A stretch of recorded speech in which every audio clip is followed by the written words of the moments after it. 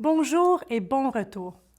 Alors qu'on se prépare à entamer ensemble une nouvelle année scolaire dans un contexte bien différent, je souhaite prendre un moment pour vous parler de notre plateforme de gestion des apprentissages ECT, de l'impact de l'utilisation de celle-ci sur l'expérience étudiante, ainsi que de mes attentes à l'égard de la continuité des suivis pédagogiques de nos étudiants avec ECT. Depuis quelques années, un comité d'utilisateurs examine l'expérience des usagers de ECT.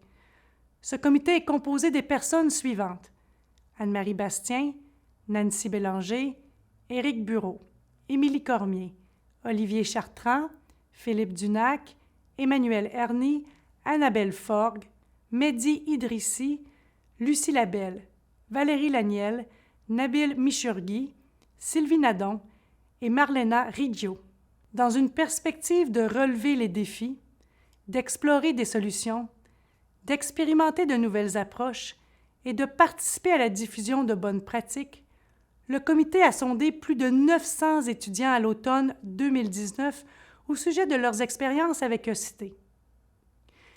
Les résultats de cette consultation ont permis au comité de constater, entre autres, que les étudiants vivent des expériences très différentes d'un cours à l'autre et qu'il y a peu de constance dans l'utilisation de ECT par les professeurs. Cela a un impact sur la satisfaction des étudiants puisqu'ils doivent continuellement s'adapter et cette imprévisibilité crée un stress additionnel qui pourtant peut être atténué si nous travaillons ensemble. Je reconnais que plusieurs d'entre vous utilisez déjà la plateforme de façon efficace et optimale. Cependant, mon attente est que tous les professeurs utilisent la plateforme ECT pour communiquer avec les étudiants, pour faciliter le partage de ressources pédagogiques et pour les résultats des évaluations.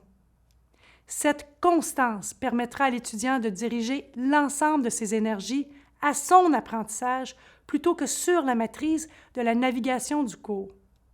De fait, le sondage du comité auprès de nos étudiants confirme qu'il s'agit d'un aspect important qui les rassurait et qui rendrait cette partie de leur expérience facile et prévisible. C'est encore plus important dans ce contexte d'apprentissage à distance en raison de la pandémie. Pour faciliter une approche commune dans l'utilisation de ECT, nous avons créé un guide qui présente des informations pratiques pour vous aider à optimiser ses fonctionnalités et ainsi assurer une constance d'un cours à l'autre. Ce guide s'attarde sur 3 principaux éléments, soit la communication, le partage de ressources pédagogiques et l'évaluation. Cette pratique est importante pour nos étudiants, mais aussi pour vous, puisqu'une fois que les étudiants maîtrisent la manière dont la plateforme est utilisée, ils nécessitent moins d'encadrement dans les cours subséquents. Cela est d'autant plus important dans le cadre de notre stratégie actuelle d'enseignement à distance.